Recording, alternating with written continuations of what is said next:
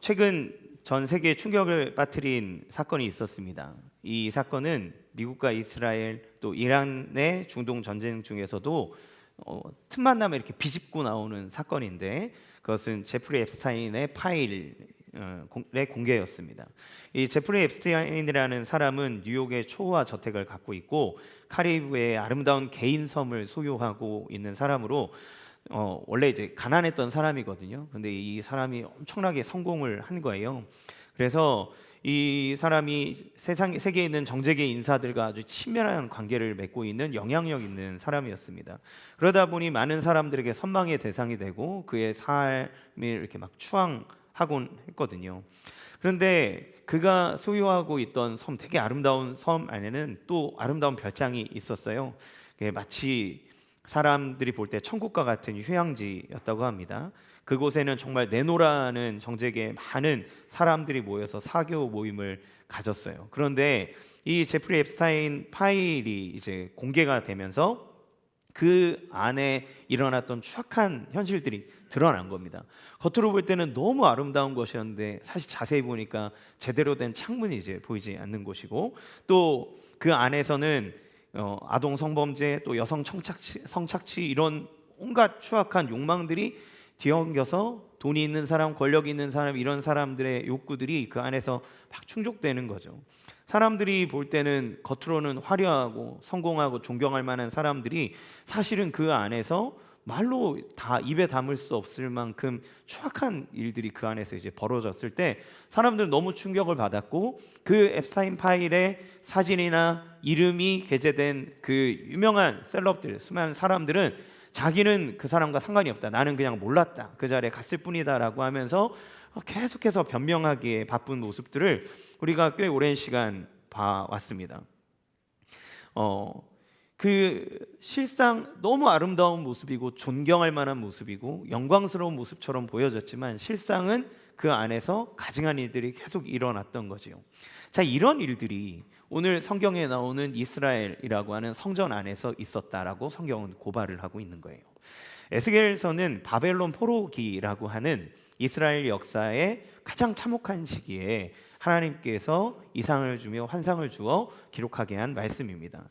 그러니까 나라는 다 망했고 그들이 자랑하던 성전도 다 무너져 버렸고 이 민족은 낯선 땅으로 끌려가는 이 시기에 사람들은 하나님 앞에 질문을 던질 수밖에 없는 거죠. 그 인생의 질문을 던지는 겁니다.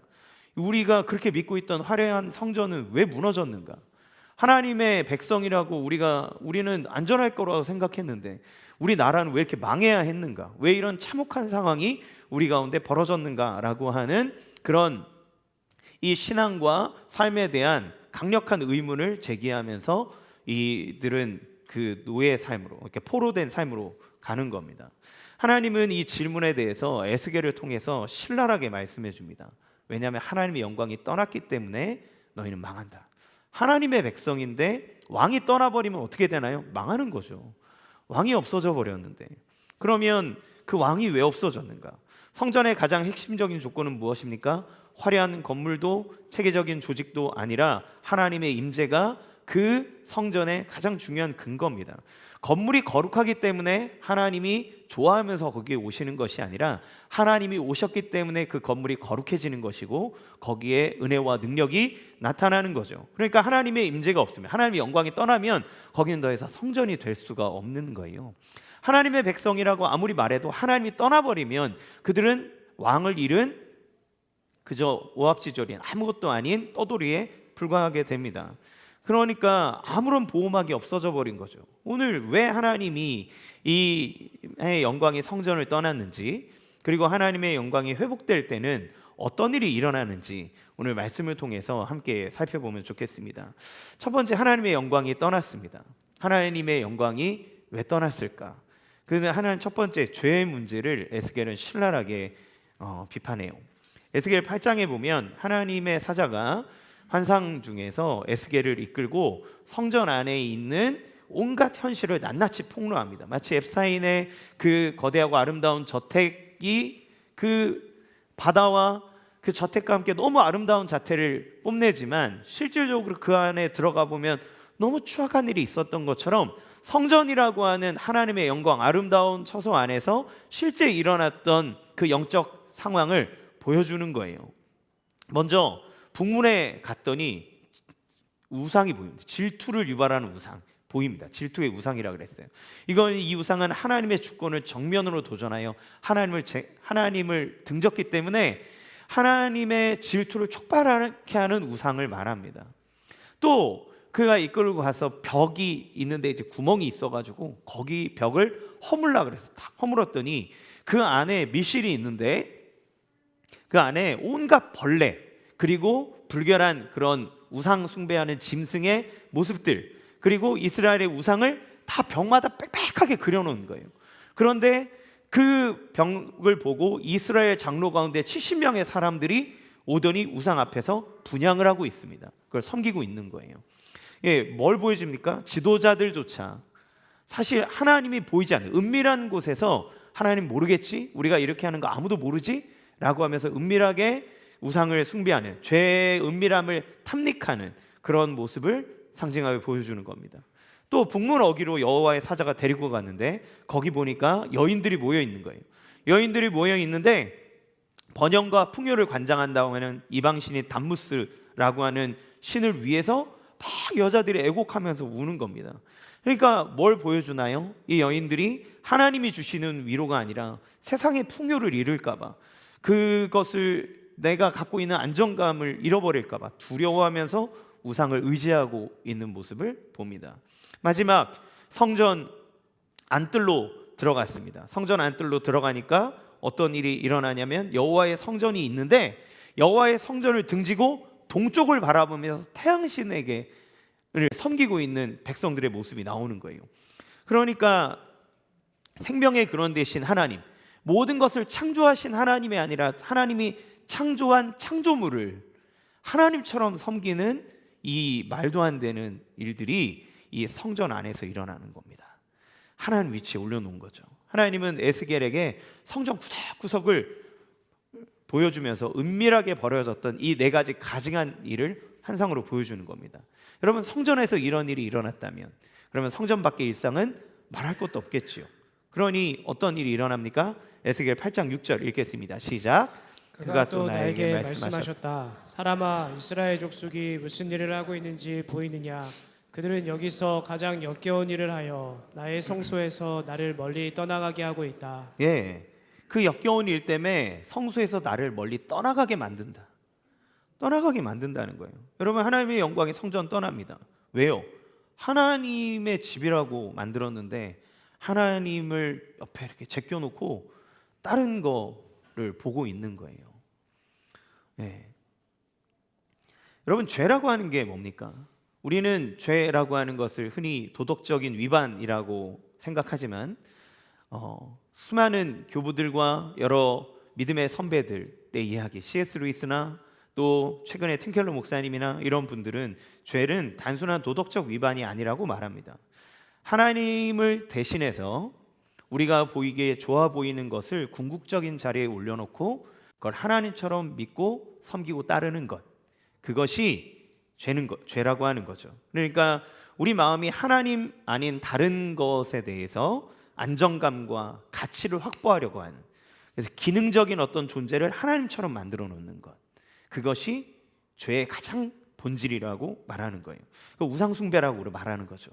우리 우상숭배하면 내가 불상에 절하지도 않고 내가 다른 신을 섬기는 것도 아닌데 제가 왜 우상숭배합니까? 라고 말할지 모르지만 우상숭배라고 하는 우리 어떤 형상이 되었든 무언가를 믿는다고 하는 건 결국 자기 의지의 절대화입니다.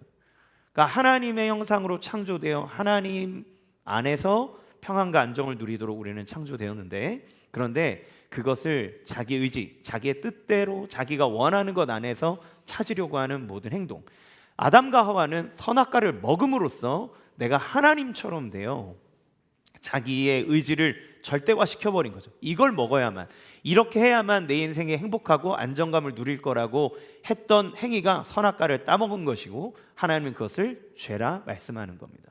절도죄가 아닌 거죠. 하나님을 인생에서 몰아내는 겁니다. 여러분, 예를 들어서 우리가 누군가 거짓말을 한다고 생각해 봅시다. 또 부도덕한 일을 하거나 어떤 잔인한 일을 하는 사람이 있다고 생각해 보세요. 그럴 경우에는 더 깊은 동기가 있다고 얘기해요.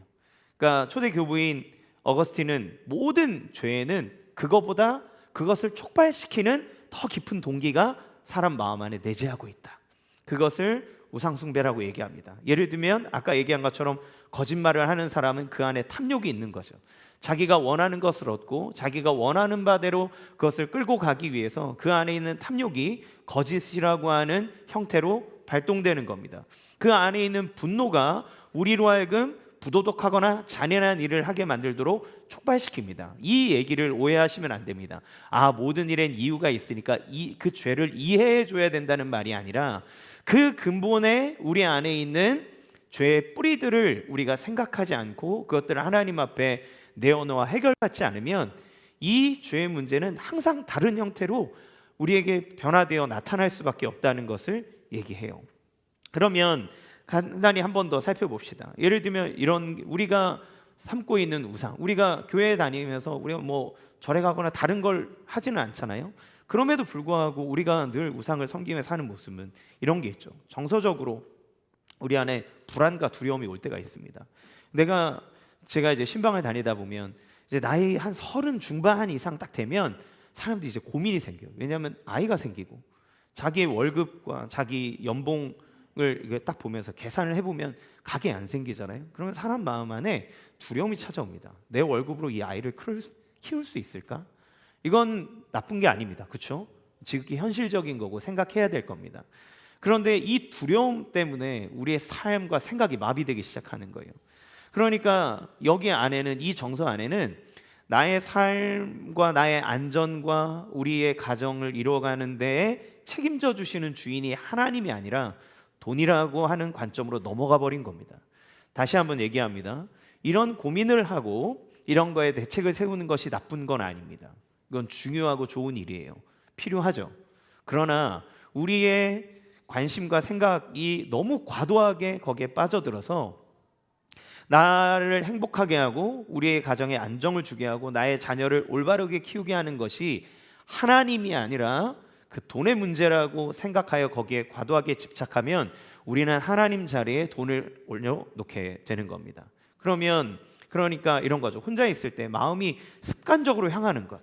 그러니까 이것만 있으면 정말 내 미래가 안전할 텐데, 내가 이것만 있으면 아무 걱정이 없을 텐데, 이것만 해결되면 나에게 정말 아무런 두려움이 없을 텐데 라고 말하는 그것이 바로 우상입니다. 그러니까 하나님 자리에 하나님 말고 다른 걸 갖다 놓는 거죠. 그 지점이 우리의 마음의 우상 공장이 막 가동되는 거예요. 돈이 많으면 그러면 다 해결됩니까? 아니요. 다른 어떤 부분들이 우리에게 불안감으로 찾아오고 우리는 그 불안감을 해소하기 위해 또 다른 무언가를 찾습니다. 그래서 돈이 많으면 이성을 찾고, 이성을 맡아 쾌락이 만족되면 또 다른 걸 찾고 계속 옮겨가요. 그래서 종교개혁자 칼빈은 인간의 마음은 우상공장이다. 그러니까 하나님을 떠나서 그 무언가로부터 항상 자기를 채우고자 하는 사람은 그게 채워지고 나면 또 다른 무언가를 찾아 옮길 수밖에 없다는 것이 피조물된 우리 인간의 한계라고 하는 걸 얘기하는 거죠. 그러니까 이런 마음과 동기가 있는 것은 참 사랑이신 하나님으로부터 떨어져 스스로 자기가 주인이 되려고 하는 교만함에서 비롯되는데, 사람이 자기가 주인이 되려고 아무리 애써도 우리는 창조자가 아니기에 우리가 마땅히 섬겨야 안정을 누릴 그 무언가를 찾아요. 그래서 우물가의 여인, 우물가에서 예수님을 만난 여인은 남편이 5이었습니다. 왜 남편이 5입니까? 이 여자는 당시에 남자가 있어야 생계가 해결이 되는데 자기의 생계와 자기의 행복을 책임져 줄 이는 하나님을 남편으로 둔 거예요. 그러니까 첫 번째 남편이 안 되면 두 번째 남편을, 두 번째 남편이 안 되니까 다시 세 번째 남편을, 세 번째 남편이 안 되니까 네 번째 남편을, 네 번째 남편이 안 되니까 다섯째 남편을. 그리고 예수님이 네 남편을 데려오라 이렇게 얘기할 때 저는 남편이 없습니다 이렇게 얘기하죠. 아무도 너의 진짜 남편이 되어주지 못했다. 우리의 삶 속에 우리가 갖고 있는 좋은 것들, 그러나 그것이 궁극적인 자리에 올라갔을 때 우리는 하나님을 우리의 인생에서 자꾸 몰아내고 다른 것을 섬기는 거죠. 우상을 왜 섬깁니까? 그것을 얻기 위해서 우리는 3,000번도 절할 수 있습니다. 우리는 그 무언가를 얻고 우리 마음에 바라는 내가 바라는 내 마음대로 되기 위한 인생을 위해서 우리는 모든 일들을 다 합니다. 부적도 갖다 놓고 댕기고 다 합니다. 이거 왜 갖고 댕깁니까? 여러분, 나를 위해서 하는 거야 다. 그러니까 죄의 문제를 해결하는 것은 단순히 두려워하지 말자고 결심하거나 이 일을 하지 말자고 결심하는 것이 아닙니다. 내 마음의 중심에 내 마음, 우리 몸이 성전이라고 얘기하는데 우리 마음의 성전에서 진짜 누구를 섬기고 있는지를 생각해 볼 필요가 있는 거죠. 그러니까 이스라엘 백성들은 성전 안에서 하나님을 안 섬기고 성전 안에 우상을 계속 갖다 놓는 거예요. 우상은 하나일 수가 없어요. 여러 개입니다. 그러니까 북문에도 갖다 놓고 성전 안뜰에도 놔두고 다 놔두는 겁니다. 그러니 여기 하나님이 계셔야 될 집에 다른 신을 가져오면 하나님 어떻게 해야 됩니까? 떠나라는 얘기죠. 하나님 떠나시는 거예요. 하나님 떠나시는데 이스라엘 백성이 범죄하니 하나님의 영광이 떠나가는 겁니다. 그 하나님은 공의의 하나님이기 때문에 죄와 함께 있을 수 없는 분이라 그래요. 공의의 하나님은 죄를 용납할 수 없습니다. 그런데 하나님이 어떻게 떠나십니까? 즉각 떠나지 않아요. 하나님 뜸들이면서 떠납니다. 에스겔서 9장부터 11장까지 그 범죄하여 가증한 일을 행하는 이스라엘 백성들에게 하나님의 영광이 떠나는 과정을 보여주는데 하나님이 관둬라 나 간다 그러고 휙 가버리시는 게 아니에요. 처음에 지성소에 있다가 지성소에서 문지방으로 나옵니다. 거기에 가만히 기다리는 거예요. 또 하나님 꼬라지를 보고 그 다음에 문지방에서 동문으로 가십니다. 동문에서 동쪽 산으로 가십니다. 그리고 동쪽 산에서 마침내 이스라엘의 시야에서 사라져 버리는 거예요. 마치 연인이 헤어지는 사람을 쳐다보면서 가다가 뒤돌아보고 가다가 뒤돌아보고 가다가 뒤돌아보고 하듯 하나님이 그 백성을 향하여서 다시 돌아오기를 원하는 마음으로 그 떠나가는 시간을 계속 지체하시는 겁니다. 여러분, 죄의 문제가 있다면 두 번째, 길이 참으시는 하나님의 은혜가 여전히 있는 거예요. 그러니까 하나님이 계속 뒤를 돌아보면서 기다리는데 여러분 이 기간이 얼마나 될 것 같습니까? 하나님은 진짜 오래 참으시는 분이에요. 하나님은 성급하게 떠나지 않습니다. 노아 시대에 하나님이 노아에게 홍수를 얘기하고 방주를 짓게 하잖아요. 방주를 몇 년 동안 짓습니까? 120년 짓습니다. 산꼭대기에다가 사람들 다 쳐다보라고 얘기하죠. 그러면 하나님 120년 참으셨나? 120년 참으 진짜 오래 참지 않았습니까? 그렇죠? 그런데 많은 성경학자들이 이미 이전부터 하나님 홍수를 예견하셨다는 거예요. 셋의 족보에 보면 에녹이라는 사람이 나옵니다. 에녹이 하나님과 동행하다가 죽음을 보지 않고 하나님이 그를 들려 올리세요. 언제? 무드셀라를 낳을 때. 무드셀라라고 하는 이름 안에는 오늘 이게 주가 아니니까 그 안에는 이제 하나님의 심판이라는 의미가 담겨 있어요.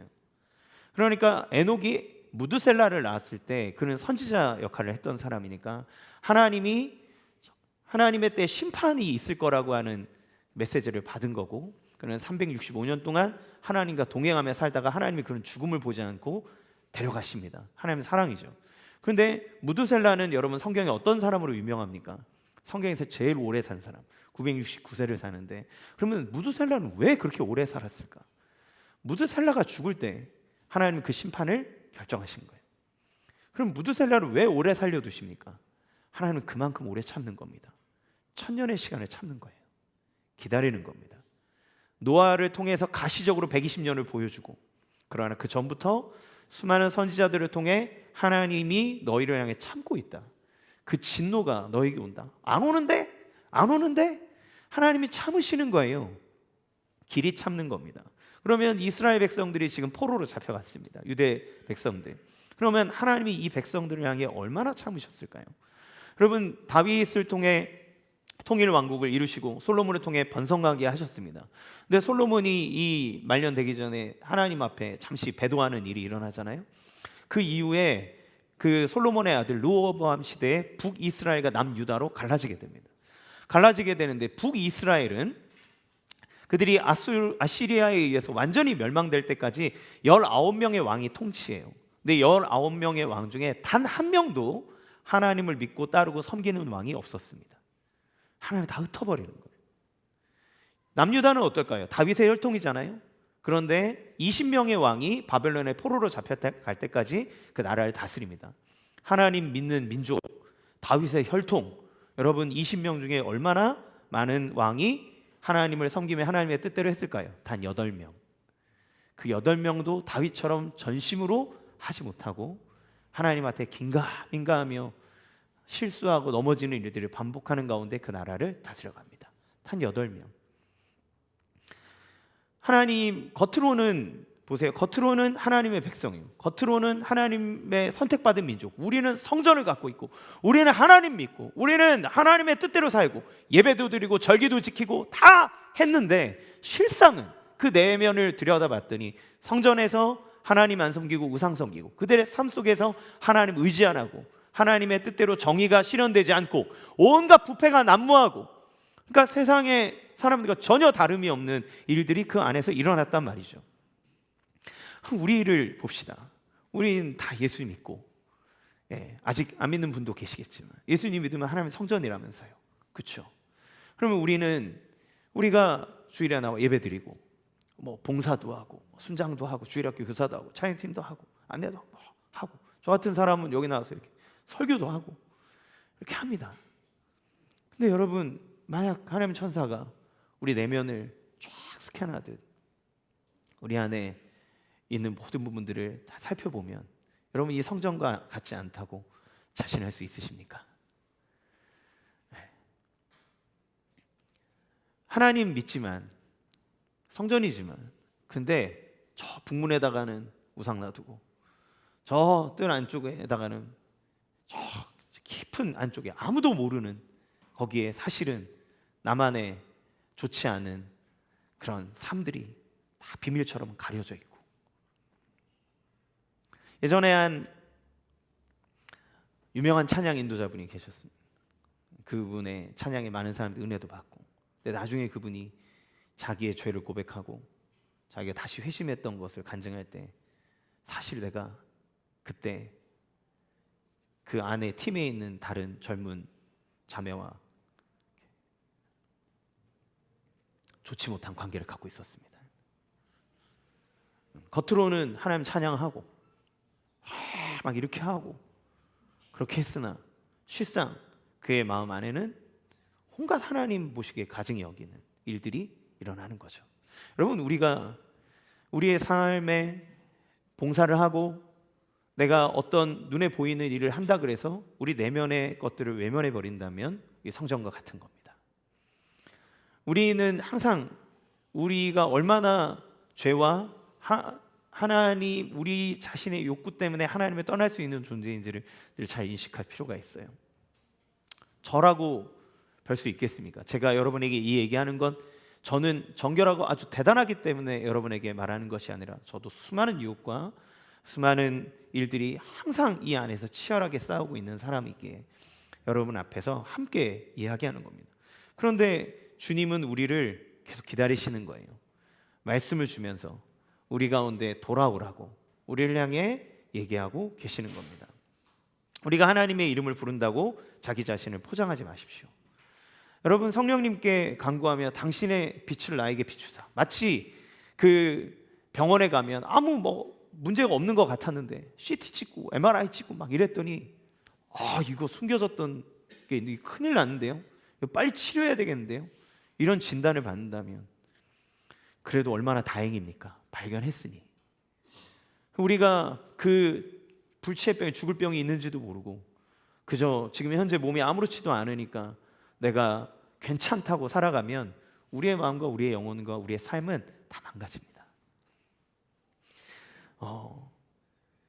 자기 만족을 위해서만 사는 사람, 그러니까 성전 안에 우상을 숨겨놓은 이스라엘과 조금도 다르지 않은 거죠. 그러면 그 사람이 정말 하나님의 은혜와 하나님의 임재와 하나님의 영광을 맛보면서 살 수 있겠습니까? 여러분, 종교적으로 진짜 열심히 살잖아요. 그러면 괴리감이 와요. 우리 안에 하나님으로 말미암는 구원과 정결함의 은혜를 누리지 못하면 여러분이 종교적으로 아무리 열심히 무언가를 하면 할수록 내 안에 내 정체를 내가 아는데 겉으로 막 그렇게 위선적으로 살잖아요. 그러면 괴리감이 생겨요. 이 괴리감이 생기면 어떻게 하는지 아십니까? 이 우상과 죄의 문제를 해결해야 되는데 더 위선적인 삶을 삽니다. 더 위선적으로 살아요. 더 율법적으로 삽니다. 그래서 죄를 많이 지은 사람들이 다른 사람 죄를 엄청 잘 지적합니다. 자기가 걸리는 죄는 엄청 잘 보입니다. 그래서 그거 막 정죄해야 합니다. 왜 그런지 아십니까? 그렇게 해야 자기 죄를 가릴 수 있다고 생각하기 때문에 그래요. 더 종교적이 되고 더 딱딱하게 되고 더 깨닫지 못합니다. 그래서 우리 안에 하나님의 은혜가 흐르지 않으면 우리는 이 우상의 문제를 해결할 수가 없는 거죠. 그런데 두 번째, 이 나라, 그러면 우리가 망하게 되는, 그러면 우리를 어떻게 하는가? 하나님 우리를 그대로 내버려 두시지 않죠. 영광이 돌아올 것이라고 하나님 얘기해 주십니다. 소망의 환상을 그에게 보여주는 거예요. 하나님의 이야기는 절대 절망으로 끝나지 않습니다. 하나님은 절망 중에 소망을 주시는 분이에요. 이렇게 하나님의 영광이 성전을 다 떠나버렸는데 그러면 어떡하냐? 하나님이 얘기하시기를 에스겔 43장부터 새 성전이 세워지는 환상 속에 하나님의 영광이 돌아오는 걸 보여줍니다. 그 영광이, 하나님의 영광이 성전에 돌아왔을 때, 하나님의 영광이 성전에 임했을 때 그때 어떤 일이 일어나는지를 하나님이 이 장면을 통해서, 오늘 본문인 47장의 장면을 통해서 보여주시는 거예요. 첫 번째 장면은 작은 물이 흐르기 시작하더랍니다. 1절 같이 읽겠습니다. 시작. 나를 데리고 성전 문에 이르시니 성전의 앞면이 동쪽을 향하였는데 그 문지방 밑에서 물이 나와 동쪽으로 흐르다가 성전 오른쪽 제단 남쪽으로 흘러내리더라. 네, 성전 문지방 밑에서 물이 스멀스멀 흘러나오는 거예요. 뭐 콸콸콸 나오는 건 아닌데, 그런데 이 표현이 뭐냐면 하나씩 떨어지거나 이렇게 쫄쫄쫄쫄 새는 작은 물인데 뭐냐면 끊어지지 않는 물인 거예요. 안 끊어지는 거예요. 조금씩 나오는데 몇 줄기, 한 줄기씩 나오는데 안 끊어지고 계속 나오는 겁니다. 그러니까 굉장하거나 화려한 건 아니에요. 그런데 조용합니다. 그런데 분명한 건 뭐냐면 멈추지 않고 흐르고 있다는 거예요. 흐릅니다. 그런데 이 작은 물이 에스겔의 시선을 사로잡더니 놀라운 일이 일어나는 거예요. 장면 두 번째, 물이 점점 깊어지는 겁니다. 에스겔 47장 3절에서 5절 읽겠습니다. 시작. 그 사람이 손에 줄을 잡고 동쪽으로 나아가며 천척을 측량한 후에 내게 그 물을 건너게 하시니 물이 발목에 오르더니 다시 천척을 측량하고 내게 물을 건너게 하시니 물이 무릎에 오르고 다시 천척을 측량하고 내게 물을 건너게 하시니 물이 허리에 오르고 다시 천척을 측량하시니 물이 내가 건너지 못할 강이 된지라. 그 물이 가득하여 헤엄칠 만한 물이요 사람이 능히 건너지 못할 강이더라. 예, 하나님의 사자가 이 줄자를 딱 잡고 동쪽으로 가면서 천척을 재는 거예요. 천척은 이제 한 규빗이 이제 45cm에서 50cm 정도 되거든요. 그러니까 약 한 450m에서 500m 정도를 이렇게 측량하는 겁니다. 쫙 측량하고 난 다음에 여기를 걸어오라는 거예요. 거기로 걸어왔는데 앞에 졸졸졸 흐르던 물이 거기에서부터 발목까지 차오르는 거예요. 그런데 또 가서 천척을 또 이렇게 500m를 또 딱 측량하더니 또 걸어오라고 하는데 그때는 무릎까지 차는 겁니다. 그리고 또 500m를 딱 측량하고 난 다음에 걸어오라니까 허리까지 차고, 또 500m를 측량하고 난 다음에 걸어왔더니 이제는 사람의 발이 닿지 않을 거예요. 걸어갈 수 없을 만큼 많은 물이 있는데 그 물이 더 많아지더니 헤엄을 쳐도 건너가지 못할 만큼 엄청나게 풍성한 물이 거기를 막 뒤덮고 있는 걸 보게 되는 거예요. 여러분, 이 아무것도 없는 곳에서 시작한 물이 단계를 따라 불어납니다. 여러분, 여기에서 측량줄로 재어가면서 확인했다는 게 무슨 의미입니까? 이거는 이렇게 불어나는 물의 성장과 그 놀라운 그 역사가 우연이 아니라 하나님의 질서와 하나님의 계획 안에서 이루어지는 것을 보여주는 거예요. 측량하고 이루어지고, 측량하고 이루어지고, 측량하고 이루어지는 것, 하나님 질서 안에 있다는 것을 보여줍니다. 어마어마한 결과가 나오는데 그것은 작은 것에서부터 시작하지만 하나님의 계획에 따라 하나님의 시간과 하나님의 때에 반드시 이루어지는 걸 보여주는 거죠. 자, 그런 물이 막 많아지는 일이 일어났더니 어떤 결과가 왔느냐? 세 번째 장면에 죽음의 땅이 살아나더라는 겁니다. 8절 9절 읽겠습니다. 시작. 그가 내게 이르되 이 물이 동쪽으로 향하여 흘러 아라바로 내려가서 바다에 이르리니 이 흘러내리는 물로 그 바다의 물이 되살아나리라.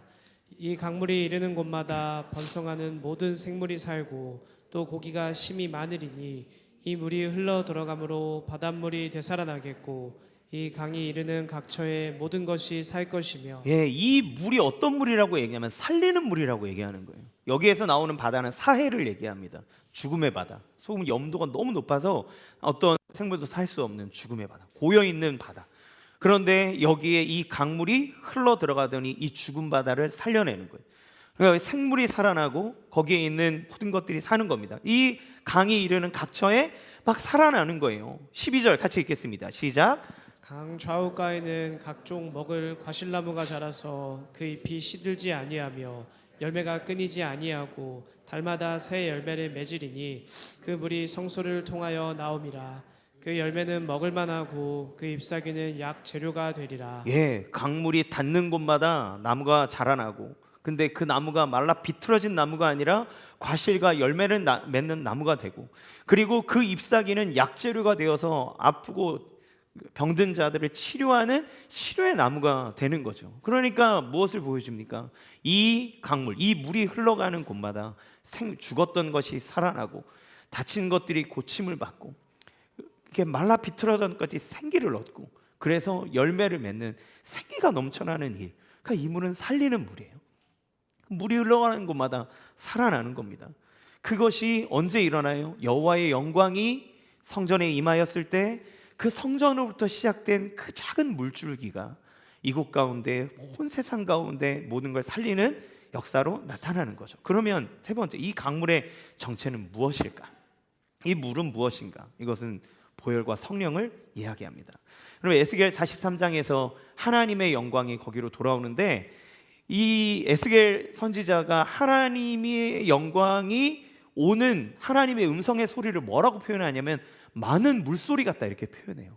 하나님의 영광이 오며 하나님의 음성이 들리는데 마치 많은 물소리 같고 땅은 그 영광으로 말미암아 빛이 난다 이렇게 표현합니다.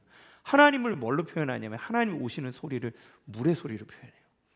왜 그렇습니까? 물은 생명입니다. 물은 살립니다. 물이 있는 곳은 아무리 광야 같은 곳이라도 물이 있으면 그곳에는 꽃이 피고 나무가 자라고, 그러면 생물이 살고 사람이 옵니다. 그러면 물이 있는 곳에 그 모든 생명력이 넘치는 거죠. 이 광활한 우주에 이 지구가 이렇게 생명이 살고 이렇게 살아갈 수 있는 많은 조건들이 있지만 아주 중요한 조건 중에 하나는 물입니다. 물은 우리를 구성하고 있고 우리의 삶에 물이 없이는 살아갈 수 없죠. 물이 있으면 꺾인 꽃도 버텨낼 수 있습니다. 여러분, 그 삶, 그러니까 이 생명의 강은 결국 하나님의 임재를 통해서 나오는 생명의 물. 그러니까 예수님은 목말라하는 사마리아 여인, 무물가에 와서 물을 깃는 여인에게 내가 주는 물을 먹는 자는 영원히 목마르지 아니라 이렇게 얘기하셨어요. 그때 여인이 주여 나도 그 물을 주십시오. 내가 매번 이거 길러 와야 되는데 저도 주십시오. 이렇게 얘기해요. 그때 예수님 뭐라고 얘기하십니까? 요한복음 7장 38, 39절 읽겠습니다. 시작. 나를 믿는 자는 성경의 이름과 같이 그 배에서 생수의 강이 흘러나오리라 하시니 이는 그를 믿는 자들이 받을 성령을 가리켜 말씀하신 것이라. 예, 그렇죠. 이 생수의 강, 이 물은 성령입니다. 하나님께로부터 나오는 성령. 메말라버린 우리의 삶과 영원히 목마르지 아니하게 할 물은 바로 성령이에요. 성령의 은혜 안에서 우리의 영혼이 살아나고 우리의 영혼이 소망을 보며 살아갈 힘을 얻습니다. 여러분, 우리가 갖고 싶은 거를 다 가지면 그러면 우리의 삶에 생기가 넘칠까요? 아니요. 금방 권태가 옵니다. 좋죠. 가질 수 있는 거 가지면 얼마나 기쁩니까? 그렇죠? 근데 그 갖는 것이 우리의 삶에 영원한 기쁨과 활력을 주지 못한다는 거예요. 그거는 유효기간이 있습니다. 끝나면 다시 다른 걸 찾아요. 그래서 우리의 삶 속에 정말 하나님의 인격과 하나님의 은혜가 넘쳐나지 않으면 우리의 가정 안에서 우리가 배우자를 향한 마음들을 지속하기 어렵고, 세상에 지금도 얼마나 많은 가정들이 깨어져 나가는지 모릅니다. 우리 아내에게, 내 남편에게 만족할 수 있는 근거는 우리 아내, 우리를 날마다 새롭게 하시는 생명의 물이 흐를 때, 오랜 동안 살면서도 그 안에서 지겨워지지 아니하는, 우리 안에 정말 그 내면에서부터 주는 새로운 생명의 물이 흘러날 때 가능한 줄로 믿습니다. 여러분, 이 성령은 성전에서 흘러나옵니다.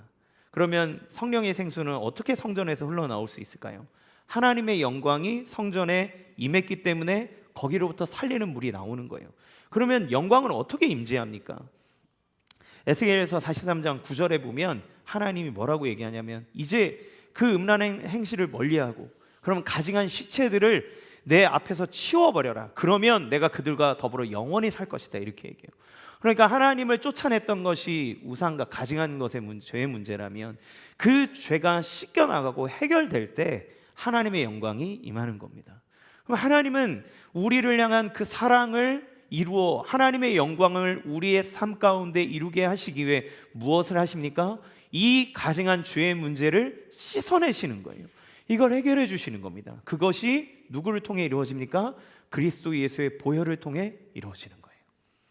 그리스도가 우리의 죄를 가지고 그 모든 것을 십자가에 달아 다 해결하였을 때, 십자가에서부터 흐르는 톡톡 떨어지는 그 예수 그리스도의 핏방울은 우리를 살리는 생명수가 되어 온 땅을 뒤덮고, 그 작은 보혈 한 방울 한 방울이 허다한 은혜같이 우리를 덮어 하나님을 멀리 떠나고 하나님을 등지게 했던 우리의 죄를 씻고 하나님의 영광이 되돌아오게 하는 은혜의 길이 되는 겁니다. 따라서 그리스도의 십자가는 우리가 하나님 앞에 나아가는 은혜의 길이지만 동시에 하나님이 우리에게로 오시는 그 영광의 길이 되는 거예요. 우리가 그리스도의 보혈과 그 은혜의 십자가, 우리가 날마다 하나님 앞에 나아갈 때 점검해야 되는 것이 무엇입니까? 내가 삶에 살아가며 내 마음의 우상이 언제 나를 차지하고 있는가? 그리고 그럴 때마다 우리의 삶에 그리스도의 보혈을 기억하고 붙잡으면서 나가는 겁니다. 여러분, 예수 그리스도의 십자가를 안다고, 그리고 이것이 우리 가운데 그냥 보편적인 진리라고 생각하며 이걸 묵상하는 걸 멈추는 순간 사람은 반드시 병들게 됩니다. 독일이라는 나라는 어떤 나라입니까? 독일은 2차 세계대전을 1차, 2차 다 일으키고, 특히 2차 세계대전 때는 유대인을 대학살하는, 진짜 인류 역사에 어느 누구도 생각할 수 없을 만큼 잔인한 일을 저지른 나라가 그 독일이라는 나라예요. 그런데 이 독일이라는 나라에 가면 그 사람들이 이제 얘기해 주기를, 거기에 가면 자기들이 저질렀던 나치의 이야기에 대해서 잘못을 인정합니다. 그렇죠? 잘못을 인정하고 그걸 날마다 역사 시간에 가르칩니다. 그리고 그 자리에 가면 벽돌마다 막 사람들의 이름을 새겨놓고, 절대 우리가 자행했던 그 잘못된 일을 되돌아보며 다시는 이 길로 돌아가지 말아야 한다라고 하는 것을 매 시간마다 또 어떤 기간마다 생각하면서 가는 거죠. 그러니까 그렇게 아주 잔인한 홀로코스트를 자행했던 그 나라가 지금 유럽 안에서도 가장 인도적인 나라, 가장 그런 사람들을 생각하고 사람들의 그런 복지와 또 난민이나 이런 사람들을 위해 애쓰는 나라로 계속 가고 있는 거죠. 그런데 그렇게 기억하면 가만히 있습니까? 아니요. 그 안에도 여전히 나치를 막 추종하는 세력들이 푸석푸석 올라옵니다.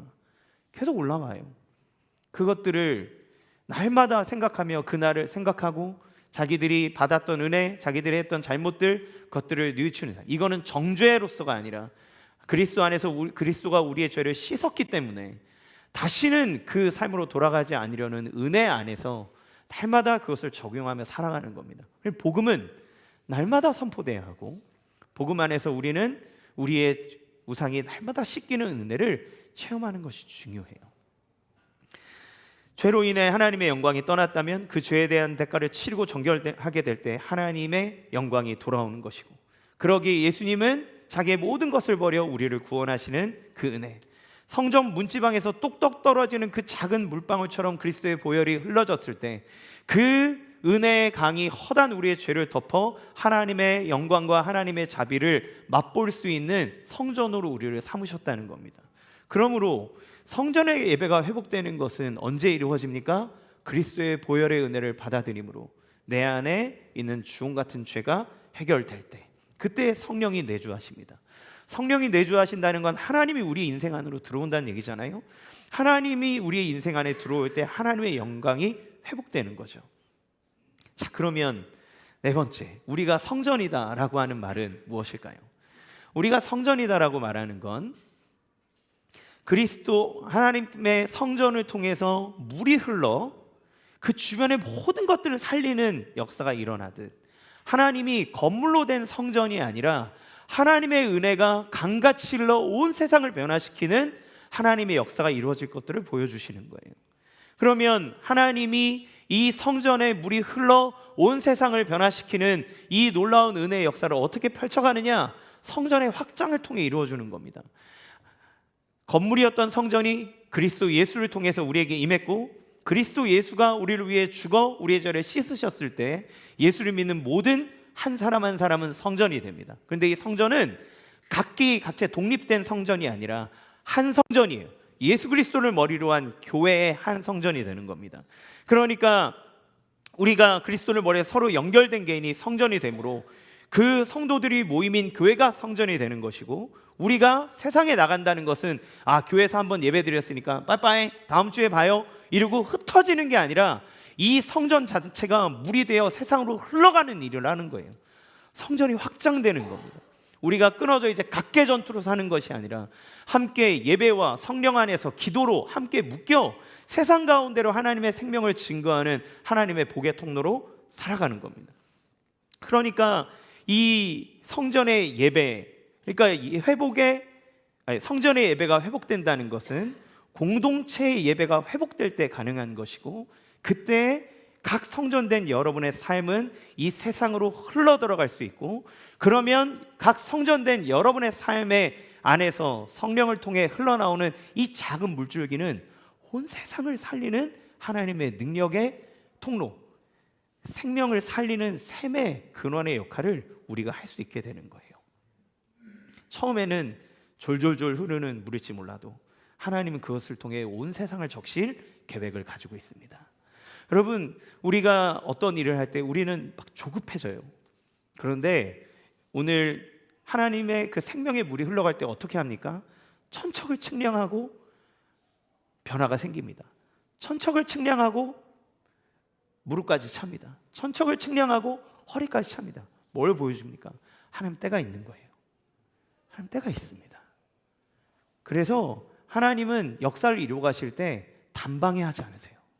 하나님은 시간을 두고 그 과정 안에 함께 하십니다. 하나님이 아브라함을 불러 너를 온 열방의 아버지로, 믿음의 조상으로 삼겠다, 너를 많은 민족의 조상으로 삼겠다 얘기했을 때 아브라함에게 아무것도 주지 않아요.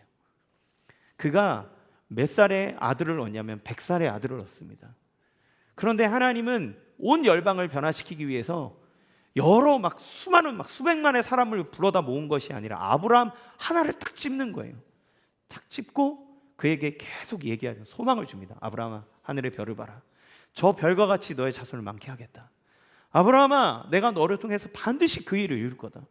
아브라함이 평생 해야 되는 건 그 하나님을 믿으며 하나님의 때를 기다려야 되는 거예요. 하나님의 때가 났을 때 이삭이 나오고, 그러면 이삭 하나가 딱 나왔습니다. 여러분, 인간적인 마음으로 모든 민족의 아버지가 되게 하기 때문에 이삭 하나 가지고 어쩌라는 거예요. 지금 내가 이제 100살부터 몇 명을 낳아야 돼, 이런 계산 나오지 않습니까? 그런데 아브라함은 그 이삭을 낳으면서 이삭을 통해 믿음의 눈으로 봅니다.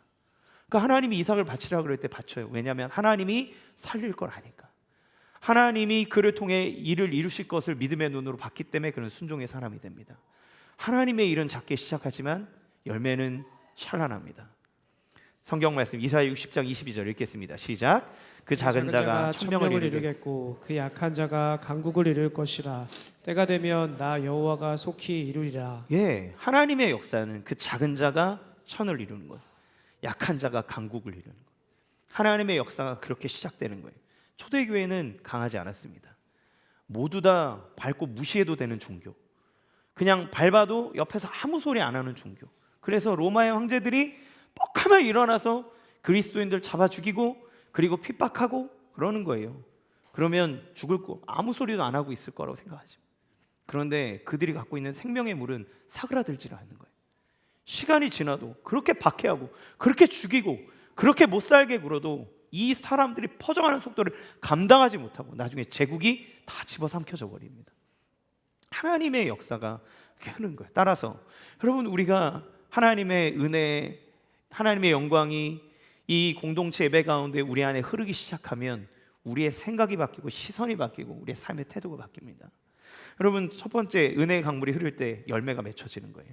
갈라디아서 5장 22절에 23절 시작.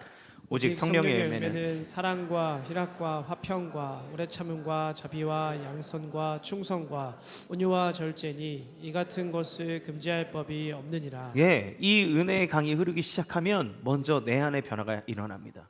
여러분, 신앙은 인격과 맞닿아 있습니다. 신앙이 진짜 좋은데 인격이 개판이다, 그런 일이 있을 수 없습니다. 물론 우리는 각자 성장하고 있기 때문에 성장의 단계와 그 과정은 다르겠죠. 당장 우리가 성인군자가 된다, 그런 얘기는 아니지만 그러나 반드시 인격의 변화가 생깁니다. 인격의 변화가 있다는 것은 무슨 말입니까? 생각의 변화가 있다는 거예요. 바라보는 시선이 바뀐다는 거예요. 삶을 해석하는 관점과 그 철학이 다 바뀌어버린다는 걸 의미합니다. 그런데 성령이 임하면, 그 안에서 생명의 물이 흐르면 우리 안에 남을 정죄하고 기다리지 못하고 또 무시하고 삶을 비관하고 이랬던 삶이 사랑으로, 기쁨과 희락으로, 화평함으로, 오래 참음으로, 자비함을 나타내고 선을 행하고 또 권위에 충성할 줄 알고 온유함으로, 그리고 자기의 삶을 절제함으로, 이 모든 일들을 하나님의 은혜 안에서 내가 이루어지게 되는 거예요. 이 성전의 삶은 이렇게 시작이 됩니다. 그때 나 자신에게만 열매가 펼쳐지는, 아니요, 이 열매를 갖고 있는 사람이 있는 곳마다 변화가 일어날 수 있습니다.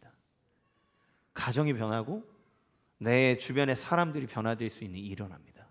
또 은혜의 강물이 흐르면 어떤 일이 일어납니까? 삶의 장애물을 넘어가게 됩니다. 제가 수련회 때 잊을 수 없는 수련회가 하나 있습니다. 제가 그때 수련회 때 래프팅을, 이제 청년부 수련회 때 래프팅을 갔는데요.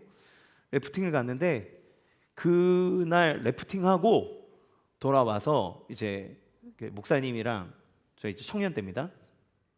이제 저녁 먹고 너무 피곤하니까 우리 잠깐 자고 이제 집회 준비하자 이렇게 한 거예요. 그런데 잠을 잤는데 너무 잤습니다. 그래가지고 집회가 8시인데 우리가 다 10시 넘어서 일어난 거예요. 목사님도 이러더니 야 큰일 났다, 예배 안 드렸다 이래가지고 다 막 일어났더니 이미 깜깜하게 된 거예요. 그래서 어쩌합니까? 밤 10시 반에 돼가지고 10시 넘어가지고 예배를 드리고 막 집회 한 2시, 새벽 2시까지 막 했던 기억이 나요. 그런데 그때 왜 그렇게 피곤했냐면 래프팅을 했는데, 래프팅을 이제 공동체 훈련하면서 청년부 다 래프팅하러 갔는데 그때 물이 가물어가지고요, 내린천에 물이 별로 없는 거예요.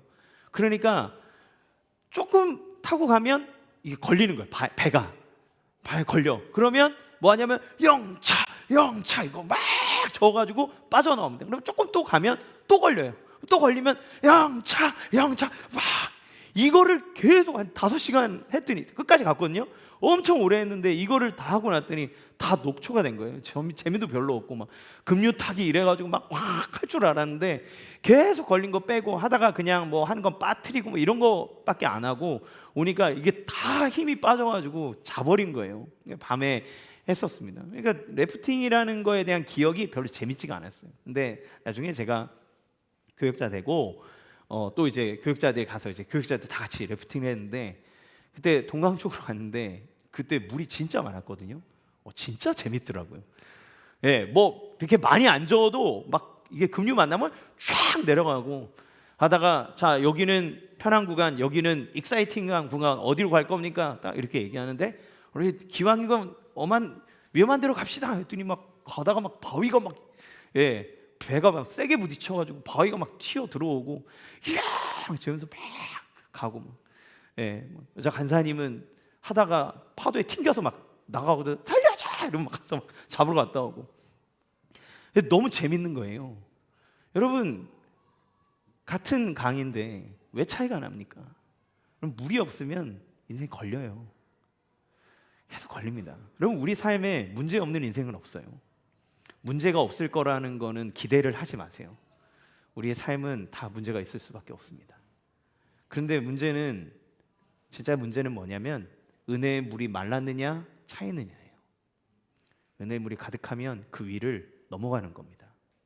문제가 없어서가 아니라 그 은혜가 나를 그 문제 위로 날아오르게 하는 거예요. 그걸 보며 넘어가는 겁니다.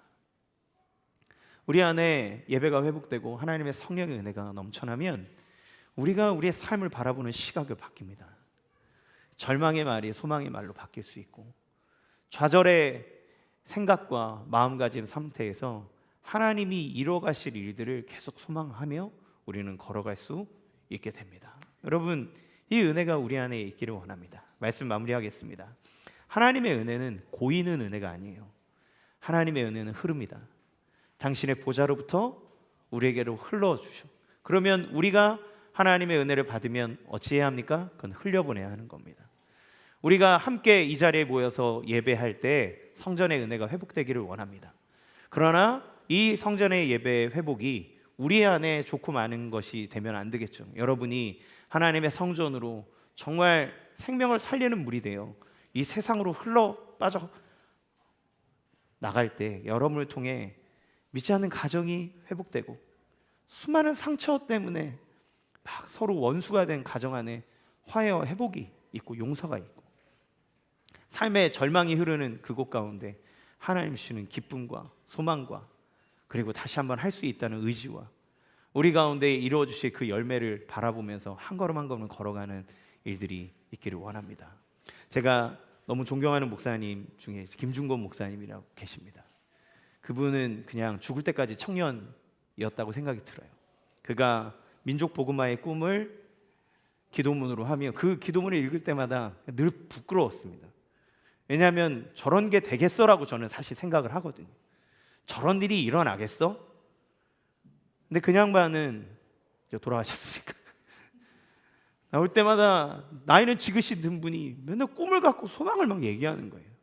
그래서 캠퍼스마다 주의 복음이 흘러가고, 두메 산골에도 아낙네들이 빨래질하면서, 그러면 옛날 분이니까 빨래질하면서 복음을 얘기하고, 그래서 그분이 생명을 살리고 민족을 살리고 그런 나라 되게 해주십시오. 메이드 인 코리아는 그들의 신앙과 결합되어 믿을 수 있는 민족, 그래서 하나님 주시는 통일을 이뤄가는 민족, 세상에 주의 복음을 전하는 민족, 이런 민족 되게 해주십시오. 저는 그 기도문 볼 때마다 맨날 현실적으로 저게 되겠어? 꿈이 크시구만 맨날 이랬거든요. 근데 하나님의 은혜, 그 생명의 강이 흐르는 사람 소망을 꿈꿉니다. 여러분의 가정을 향해 소망을 꿈꾸십시오. 여러분의 삶과 개인의 인격과 삶의 여정들 안에 하나님의 이 물이 흘러갈 때 우리를 살리고 주의 능력이 임하게 될 줄 믿습니다. 함께 찬양하겠습니다. 내는 주의 영광.